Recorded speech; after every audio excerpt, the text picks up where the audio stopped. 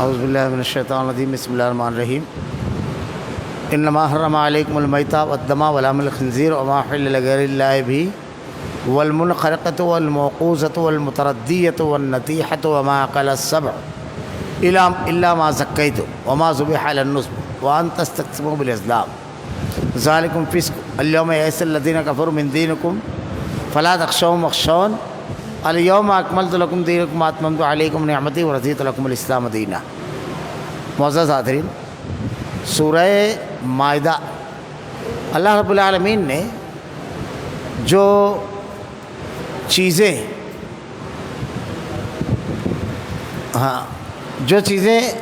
اللہ تعالیٰ نے حرام کی ہے کھانے پینے کے سلسلے میں، اصل میں اس دنیا کے اندر ہم کو جو زندگی گزارنا ہے تو جن چیزوں سے اللہ نے منع کر دیا، شریعت میں منع کر دیا گیا، اس سے رک جانا، حرام معاملات سے یعنی حرام کمائی سے، حرام کھیل کود جوا اور یہ تمام چیزوں سے، ایسے ہی کھانے پینے کے معاملے میں انشاءاللہ اس کی بھی تفصیلات آئے گی کسی درس میں، ایسے ہی کھانے پینے کے سلسلے میں کن چیزوں کو ہمیں کھانا ہے اور کن کو نہیں کھانا ہے اللہ رب العالمین نے وضاحت کے ساتھ بیان فرما دیا، اور ان جانوروں کو بھی جو حلال ہے اور جو حرام ہے، اور ایک ضابطہ بھی شریعت نے دے دیا کہ جن جانوروں کی لسٹ نہ بنی ہو، جن جانوروں کا نام نہ ہو، تو اگر اس ضابطے کے مطابق نہ ہو تو ان کے الگ سے نام ہے۔ اللہ نے یہاں ارشاد فرمایا کہ اللہ نے تم پر حرام کیا، حرمت علیکم المیتہ، مردار، والدم، دم مسفوح یعنی بہتا ہوا خون، ولحم الخنزیر، خنزیر کا گوشت، اور غیر اللہ کے اوپر جو چڑھایا گیا، جو بھی غیر اللہ کے اوپر چڑھایا جائے وہ حرام ہے۔ پھر اس کے بعد تفصیل بیان فرمائی کہ ایسا جانور جس کا گلا گھٹ جائے یعنی رسی وغیرہ بندھی ہوئی اور وہ کہیں لٹک گیا، کسی وجہ سے گلا گھٹ کر مر گیا، یا اس کے کسی اور زخم کی وجہ سے مرا، کسی بلندی پر سے گر کر کے مرا، یہ تمام کے تمام جانور جو ہے اس کی تفصیلات بیان کی گئی کہ یہ حرام ہے۔ اور وہ جانور جو کسی آستانے پر قربان کیا، وما ذبح علی النصب وان تستقسموا بالازلام ذالکم فسق، اللہ رب العالمین نے ارشاد فرمایا کہ وہ جانور جو کسی آستانے پر قربان کیا گیا وہ بھی اللہ تعالیٰ نے حرام کیا ہے۔ مشرکین مکہ کا معاملہ یہ تھا کہ انہوں نے کچھ جانور، اللہ رب العالمین نے جن جانوروں کو حرام قرار دیا وہ حرام، جن کو حلال قرار دیا وہ حلال۔ انسان کا اختیار حلال و حرام کا نہیں ہے، یہ خالص اللہ کا اختیار ہے، یہ اختیار نبی کو بھی نہیں ہے کہ کسی چیز کو حرام اور کسی چیز کو حلال قرار دے، یہ خالص اللہ کا اختیار ہے۔ لیکن مشرکین مکہ نے بہت سارے جانور، وسیلہ، بحیرہ، رائبہ، من بحیرۃ ولا وسیلۃ ولا صاب، یہ جانور تھے مختلف قسم کے، ان کے بارے میں انہوں نے عقیدہ یہ بنا رکھا تھا کہ یہ حلال نہیں ہے، ان جانوروں کو چھوڑ دیا کرتے تھے، بتوں کے نام پر چھوڑ دیے جاتے تھے، بتوں کے نام پر وہ لوگ جانور قربان کیا کرتے تھے۔ کسی جانور کو غیر اللہ کے نام پر چھوڑنا یہ مشرکین مکہ کا طریقہ ہے۔ شریعت میں غیر اللہ کے، چاہے وہ کتنا بھی بڑا اللہ کا برگزیدہ بندہ ہو، اس کے نام پر کوئی جانور چھوڑنا جائز نہیں ہے۔ اللہ کے نبی صلی اللہ علیہ وسلم نے کبھی حضرت ابراہیم اور حضرت موسیٰ اور حضرت عیسیٰ اور حضرت نوح کے نام پر جانور چھوڑنے کا حکم نہیں دیا۔ صحابہ کرام نے کبھی اللہ کے نبی کے نام پر جانور نہیں چھوڑا اور نہ کسی اور نے چھوڑا۔ یہ جو جانور چھوڑے جاتے ہیں یہ مشرکین مکہ کا طریقہ ہے۔ مشرکین مکہ جو تھے اپنے بزرگوں کو خوش کرنے کے لیے بہت سارے اعمال کرتے تھے، ان کے جو درمیان نیک لوگ گزرے تھے، جیسے عزا ہے، لات والعزی ومناۃ الثالثۃ الاخری، اس کا کام یہ تھا کہ وہ حاجیوں کو ستوں میں پانی گھول کر کے پلایا کرتا تھا، بڑا اچھا آدمی تھا، نیک آدمی تھا، اس کو انہوں نے پوجنا شروع کر دیا۔ ایسے ہی قوم نوح کے لوگ تھے، ود، سواع، یغوث، یعوق، نصر، یہ نیک لوگ تھے، ان لوگوں کو ان لوگوں نے پوجنا شروع کر دیا، ان کی عبادت کرنے لگے۔ مشرکین مکہ کا عقیدہ اللہ قرآن میں نقل کرتا ہے کہ ہم لوگ اپنے معبودوں کو یہ جو پکارتے ہیں ان کو معبود نہیں سمجھتے ہیں، ان کی عبادت نہیں کرتے ہیں۔ ما نعبدهم الا ليقربونا الى الله زلفا، یہ ہم کو اللہ کے قریب کر دے میں، صرف اس کے لیے ہم اس کو پکارتے ہیں۔ وَيَقُولُونَ هَؤُلَاءِ شُفَعَاؤُنَا عِندَ اللَّهِ، اور یہ کہتے تھے کہ ہمارے سفارشی ہیں اللہ کے پاس۔ وہ لوگ اللہ کو مانتے تھے، حج کرتے تھے، اپنے آپ کو یہ دعویٰ کرتے تھے کہ ہم حضرت ابراہیم علیہ السلام کی قوم میں سے ہیں، لیکن جو خرابیاں ان کے اندر آ گئی تھی اس کی وضاحت قرآن میں کر دی گئی ہے۔ تو ایسا جانور وہ بھی حرام ہے۔ اس کے بعد اللہ تعالیٰ نے، تو وہ لوگ یہ عزیٰ کے نام پر بھی جانوروں کو قربان کرتے تھے، بلکہ ایک بڑا مشہور واقعہ ہے۔ حضرت زید بن نفیل کہتے ہیں کہ 3 لوگ اللہ کے نبی سے پہلے تاریخ میں ایسا ملتا ہے کہ ان لوگوں کے اندر توحید پائی جاتی تھی۔ اس میں ایک تھے زید بن نفیل۔ یہ زید بن نفیل جو تھے یہ حضرت عمر رضی اللہ تعالیٰ عنہ کے ماموں تھے رشتے میں، اور حضرت سعید بن زید کے والد یعنی حضرت عمر رضی اللہ تعالیٰ عنہ کی بہن جو حضرت فاطمہ تھی، ان کے شوہر جو حضرت سعید بن زید تھے یہ عشرہ مبشرہ میں سے ہیں، ان کے والد۔ ان کا معاملہ یہ کعبۃ اللہ کو ایک مرتبہ ٹیک لگا کر بیٹھے ہوئے تھے، کچھ لوگ ایک بکری لے کر آئے اور لا کر کے اپنے بت کے سامنے انہوں نے قربان کی۔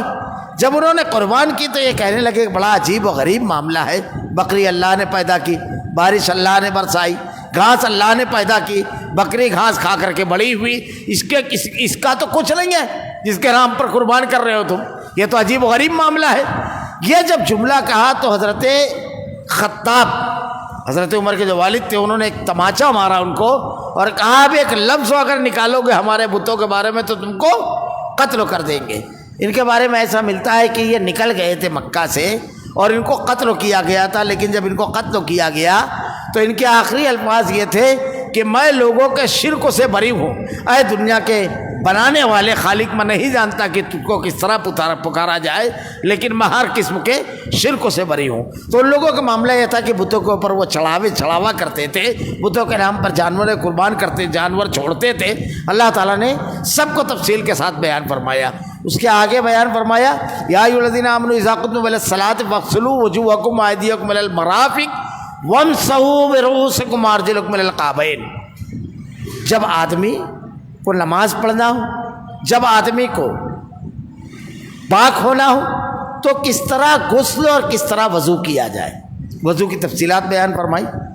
لیکن اگر ایسا کوئی مرحلہ آ جائے کہ آدمی کو پانی نہ ملے یا کسی ایسی بیماری میں مبتلا ہے کہ پانی کا استعمال نہیں کر سکتا، ڈاکٹروں نے منع کر دیا ہے، اب ایسی صورت میں کہ اگر وہ پانی کا استعمال کرے گا تو اس کی بیماری بڑھ سکتی ہے، حتیٰ کہ وہ موت بھی آ سکتی ہے، تو شریعت نے منع کیا ولا تہلکوا رؤوسکم، اپنے آپ کو ہلاکت میں نہ ڈالو۔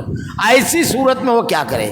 اس کے شان نزول میں بیان کیا جاتا ہے کہ اللہ کے نبی ایک سفر میں تھے، حضرت عائشہ صدیقہ کا ہار گم ہو گیا، اس کی تلاش میں کافی وقت بیت گیا۔ اب صبح جب ہوئی، فجر کا ٹائم ہوا تو پانی نہیں تھا، وضو کے لیے یا غسل کے لیے پانی نہیں تھا، لوگوں نے پانی تلاش کیا لیکن نہیں ملا، تو اللہ تعالیٰ نے تیمم کی آیت نازل فرمائی، یعنی ایسی صورت میں جب پانی نہ ملے یا پانی کا استعمال کسی مرض کی وجہ سے ہم نہیں کر سکتے تو تیمم کرنا ہے۔ تیمم چاہے وضو کے لیے ہو چاہے غسل ہو، دونوں کے لیے تیمم ایک ہی ہے۔ جیسے وضو اور غسل کا طریقہ پانی کی شکل میں الگ ہے، اگر پانی موجود ہے غسل کرنا ہے تو اس کا طریقہ یہ ہے کہ اگر آدمی کو ناپاکی کا غسل کرنا ہے تو پہلے ناپاکی کے مقام کو دھوئے اور اس کے بعد پورا وضو جیسے کرتے ہیں ویسا وضو کرے اور پورے بدن سے اس طرح پانی بہائے کہ ایک بال کے برابر بھی باریک جگہ سوکھی نہ رہے، یہ ہو گیا غسل۔ وضو کا طریقہ یہ ہے کہ قرآن میں بھی اور حدیث میں بھی بیان کیا گیا کہ پہلے اپنے دونوں ہاتھوں کو دھوئے، پھر اس کے بعد پنجوں تک کے، پھر اس کے بعد 3 مرتبہ کلی کرے، پھر 3 مرتبہ ناک میں پانی ڈالے، پھر اس کے بعد 3 مرتبہ چہرہ دھلے، پھر سیدھا ہاتھ کوہنیوں تک کے، پھر الٹا ہاتھ 3 مرتبہ کوہنیوں تک کے، اور پھر اس کے بعد سر کا مسح کرے، اور سر کا جب مسح کرے تو اپنے ہاتھوں کو پیچھے لے جا کر کے واپس آنے کے بعد اپنی سبابہ انگلیوں سے کان کی تمام لیئر جو ہے، جو گڑے ہیں، اس میں سے گزارتے ہوئے آخری سرے تک لے جائے اور انگوٹھے سے پیچھے کے حصے کا مسح کرے، اور اس کے بعد سیدھا پیر دھلے، الٹا پیر دھلے، سیدھے پیر کی جو انگلی ہے اس کی انگلیوں کا تمام 4 انگلیوں 5 انگلیوں کا خلال کرے، اور پھر الٹے پیر کی بھی انگلیوں کا خلال کرے۔ یہ ہو گیا پورا وضو۔ وضو میں خاص طور سے اس کے آغاز بسم اللہ سے کرنا ہے. اگر وضو میں جو ترتیب ہے، یہ جو ترتیب بیان کی گئی ہے، اسی ترتیب سے کرنا ہے، الٹا سیدھا نہیں کرنا ہے. وضو جو ترتیب ہے اسی ترتیب سے کرنا ہے. بعض لوگ اس کے قائل نہیں ہیں، کچھ لوگ. دوسری بات، وضو میں ایک عضو کو دھونے کے بعد دوسرے عضو کو دھونے کا بہت لمبا وقفہ نہیں ہونا چاہیے، ایک کے بعد ایک دھلنا ہے. تیسری چیز، وضو جب ہم کر رہے ہیں تو وضو میں ہمارے عضو کا جو وضو کے اعضاء ہے کوئی جگہ خشک نہیں رہ جانا چاہیے، اس کو خاص طور سے کھونی ہے. اور پیر جب آدمی دھلتا ہے، یعنی چہرہ جب دھلتا ہے، تو داڑھی جو ہے اس کا خلال کرے، کیونکہ داڑھی کے نیچے حصے تک کے پانی چلا جائے. کوہنیوں تک کے جب ہاتھ دھو رہا ہے تو کوہنی کے آس پاس کا حصہ خشک نہ رہے، اور پیر جب دھو رہا ہے تو پیر میں جو ٹخنے کی ہڈی ہوتی ہے عموماً اس کے بازو کا جو حصہ ہے وہ خشک رہ جاتا ہے، وہ خشک نہ رہ جائے. یہ پورا وضو کا طریقہ ہے. وضو کے بعد کبھی کبھی ایسا بھی ہوتا ہے کہ آدمی پاکی وغیرہ حاصل کر کے اٹھتا ہے جب، تو اس کو احساس ہوتا ہے کہ شاید ایک آدھ قطرہ نکلا ہے، تو وضو ختم کرنے کے بعد یہ ہاتھ جو ہے اس کو گیلا کر کے چھینٹا مار لے وے اس مقام پر، وہ کافی ہو جائے گا. وضو کے بعد کی دعا ہے، پہلے کی دعا ہے، اس کے بعد وضو کے بعد کی دعا پڑھے. تیمم کا طریقہ یہ ہے کہ چاہے آدمی کو غسل کی حاجت ہو، چاہے آدمی کو وضو کی حاجت ہو، صرف اتنا کرنا ہے کہ یہ دونوں پنجے جو ہیں اس کو آدمی مٹی پر اس طرح مارے. مارنے کے بعد اس کو جھٹک کر، اور پھر اس کے بعد صاف کر جھٹک کر، پھر اس کے بعد اس کے اوپر پھونک مارے، اور اس کے بعد چہرے پر پھیرے. اور یہ پنجہ یہ غسل اور وضو دونوں کے لیے کافی ہے. یہ تیمم آپ نے کر لیا. آپ کو اگر غسل کی حاجت ہے تو بھی یہ تیمم کافی ہے، وضو کی حاجت ہے تو بھی، لیکن پانی مل جائے جیسے ہی ویسے ہی آپ کو وضو کرنا ہے. یعنی ایسا نہیں ہے کہ ابھی آپ نے تیمم کیا اور اس کے بعد آپ کا وضو برقرار ہے، وضو نہیں ٹوٹا اور پھر نماز کا ٹائم ہو گیا، لیکن اگر پانی مل گیا تو اس کے بعد آپ کو پانی سے وضو کرنا ہے یا غسل کرنا ہے. اور اس کی بھی تفصیلات اللہ تعالیٰ نے بیان فرما دی ہے دین کے اندر کہ پانی جو ہے دو چیزیں بس چلتے چلتے صرف کہہ دوں، دنیا میں اللہ نے بے شمار چیزیں پیدا کی ہے، لیکن دو چیزیں ایسی ہیں جو پاک ہونے کے ساتھ پاک کرنے والے بھی ہے، یعنی طاہر کے ساتھ مطہر بھی ہے. پاک کرنے والی اور پاک دونوں ہے. بے شمار چیزیں ہیں جو پاک ہے، یہ کپڑا پاک ہے، یہ مصلی پاک ہے، یہ جگہ پاک ہے، لیکن پاک کرنے والی نہیں ہے. پاک کرنے والی دو چیزیں ہیں، ایک ہے پانی اور دوسرا ہے مٹی. یہ طاہر بھی ہے مطہر بھی ہے. یعنی جب ہم کو غسل کی ضرورت ہوئی تو یہ مٹی سے پاک ہو گئے، وضو کی بھی ضرورت ہوئی تو مٹی سے پاک ہو گئے. ایسے ہی پانی کا معاملہ ہے، نہ آدمی ناپاک ہوتا ہے تو پانی تو پاک ہوتا ہے لیکن پاک کرنے والا بھی ہوتا ہے. لیکن تین چیزیں اگر پانی میں پائی جائے، اس کا رنگ، اس کا بو اور اس کا مزہ اگر بدل جائے تو پانی پاک تو ہو سکتا ہے طاہر، مگر مطہر ہو یہ ضروری نہیں ہے. طاہر ہو سکتا ہے، جیسے شربت، اس کا رنگ اور ذائقہ دونوں بدل جاتا ہے. تو طاہر اور مطہر، طاہر تو رہ سکتا ہے لیکن اس سے نہاتا نہیں ہے کوئی، اس سے کوئی وضو نہیں کرے گا. تو رنگ، بو اور مزہ اگر بدل جائے تو وہ طاہر رہ سکتا ہے لیکن مطہر پاک کرنے والا ہو یہ ضروری نہیں ہے. اب ایک خاص بات ہے، سمندری پانی جو ہے اللہ رب العالمین نے سمندر کے مردار کو، جیسے یہاں آیت میں پڑھا گیا انما حرم علیکم المیتہ، مردار، لیکن خاص طور سے وضاحت ہے کہ اللہ کے نبی صلی اللہ علیہ وسلم سے صحابہ نے پوچھا، ہم لوگ جب سفر پہ نکلتے ہیں سمندر کے تو پانی لے کر نکلتے ہیں، کیونکہ سمندر کا پانی اتنا نمکین ہوتا ہے کہ اس کو پیا نہیں جا سکتا.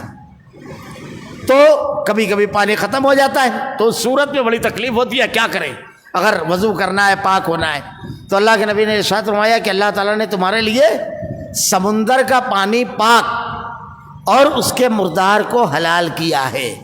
تو سمندری مردار جو ہے، جیسے مچھلی ہے، جھینگا ہے، یہ تمام چیزیں اللہ نے حلال کی ہے. اور سمندری پانی اس کا ذائقہ بدلا ہوا ہے، بالکل نمکین ہوتا ہے، لیکن یہ الگ سے وضاحت ہے کہ وہ پاک ہے. ایسے ہی جانوروں کے حرام و حلال کا جو معاملہ ہے تو جانوروں کے بارے میں بیان کیا گیا یہ چیزیں حرام ہیں.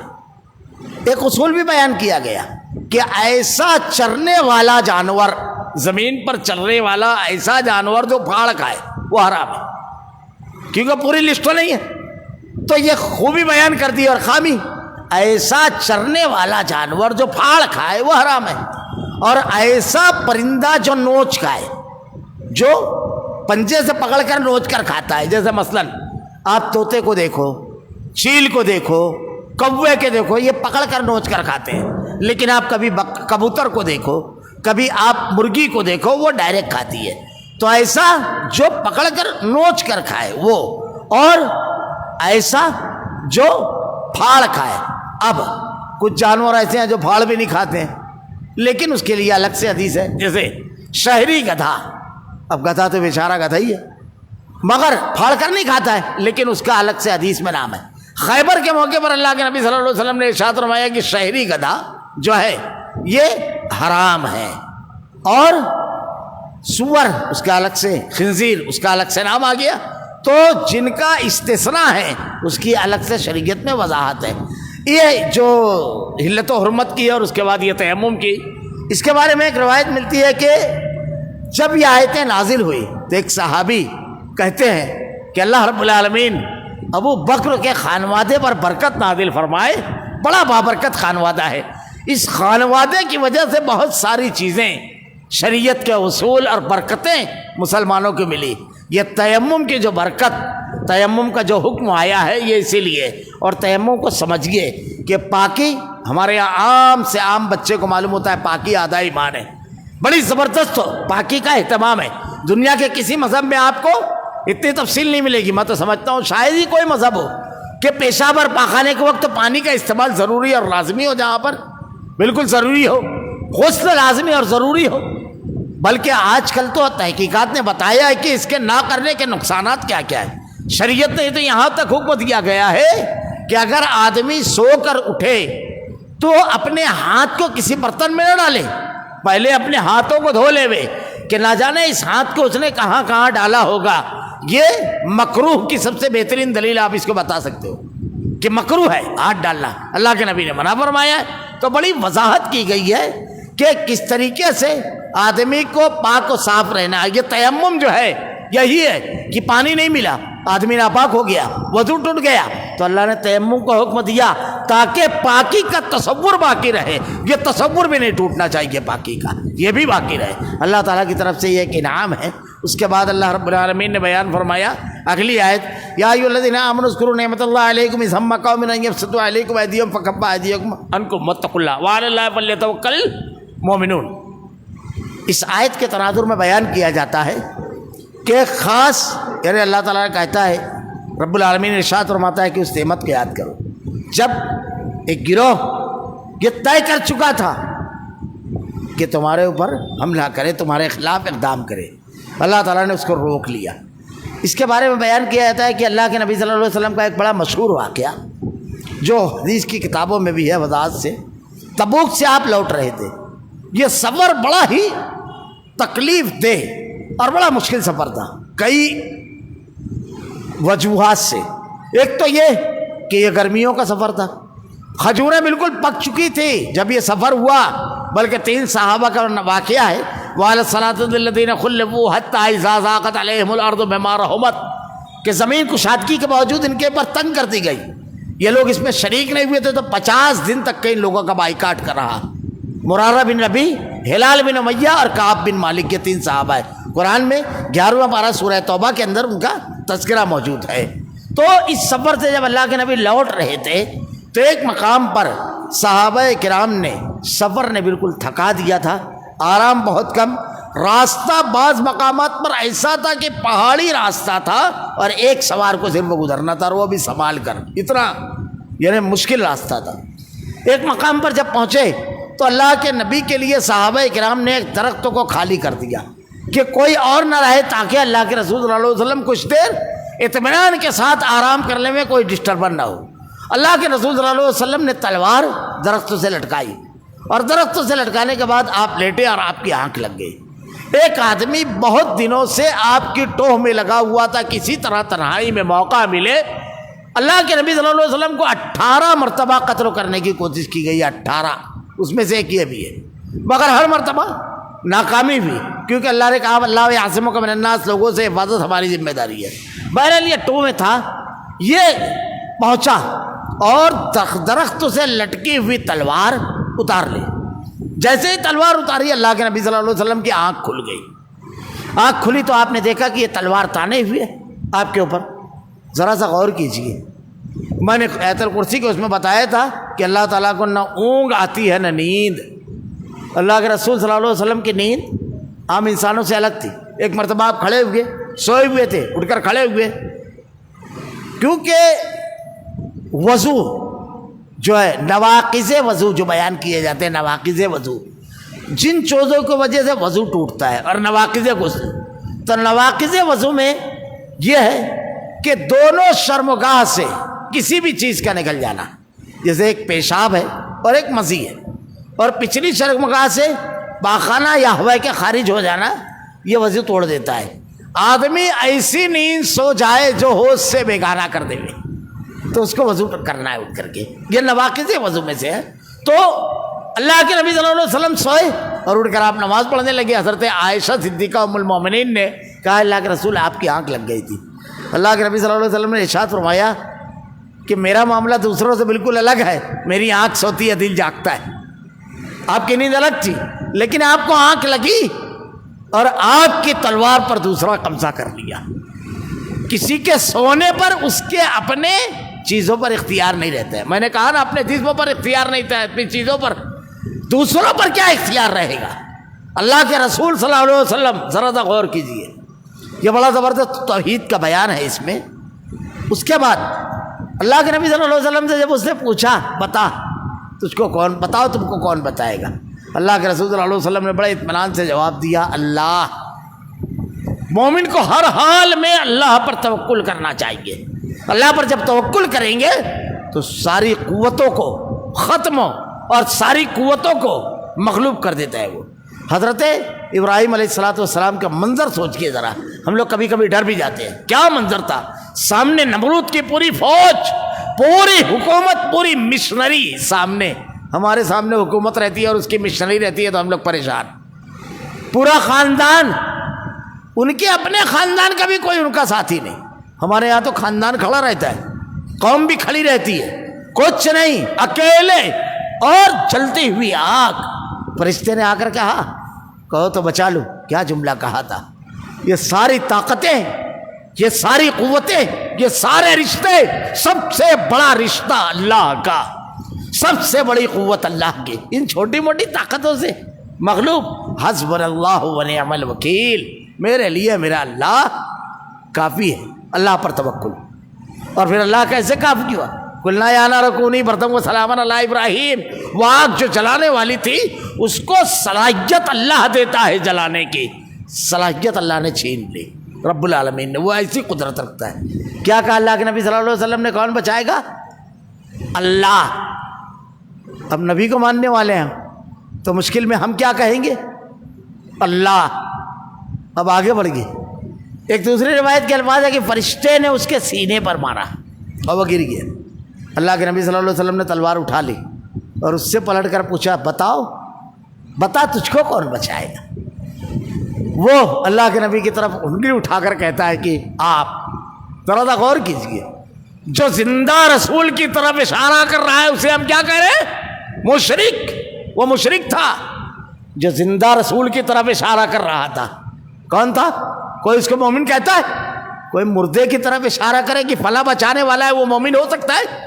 جو زندہ رسول کی طرف اشارہ کرے وہ مشرک, اور جو مردوں کی طرف اشارہ کرے. عقیدہ, عقیدہ سیدھا کیجیے. نبی کو ماننے والا اللہ اور نبی کے سامنے والا بندوں کی طرف اشارہ کرتا ہے. یاد رکھیے, اگر آپ نبی کو ماننے والے ہیں تو نبی کی زبان بولیں گے. اسی لیے احد کے میدان میں اللہ کے نبی صلی اللہ علیہ وسلم جب ایک گھاٹی میں پڑاؤ ڈالے تو کیا کہا تھا اس نے, ہمارے لیے عزا ہے, تمہارے لیے کچھ نہیں. کیا کہا اللہ کے نبی نے, اللہ مولانا ولا مولا لکم, اللہ ہمارا مولا ہے, تم بندوں کو پکارتے ہو. صحابہ نے حضرت اللہ کے نبی کو نہیں پکارا, ابو بکر و عمر کو نہیں کہا کہ ہمارے درمیان ابو بکر و عمر ہے. نا, کس کی طرف رجوع ہوں گے, یہ عقیدے کی چیزیں ہیں. اللہ رب العالمین نے مدد فرمائی, آپ نے اس سے سوال کیا, اور پھر اس کے بعد میں یہ بھی ملتا ہے روایتوں میں کہ وہ ایمان لے آئے. اللہ تعالیٰ نے قرآن کریم کے اندر اللہ پر توکل کرنے, وعلی اللہ فلیتوکل المؤمنین, اللہ پر توکل کرنے پر اللہ حالات کو بدل دیتا ہے، مشکل ترین حالات سے اللہ رب العالمین نکال لیتا ہے۔ اللہ رب العالمین سے دعا ہے کہ رب العالمین ہر حالت میں تجھ پر توکل کرنے کی توفیق دے، ہر حالت میں شریعت کے احکامات پر عمل کرنے کی توفیق دے رب العالمین۔ الہ العالمین ہمارا خاتمہ ایمان پر فرما۔ ربنا لا تزغ قلوبنا بعد إذ هديتنا وهب لنا من لدنك رحمة إنك أنت الوهاب۔ سبحانك اللهم وبحمدك أشهد أن لا إله إلا أنت أستغفرك وأتوب إليك۔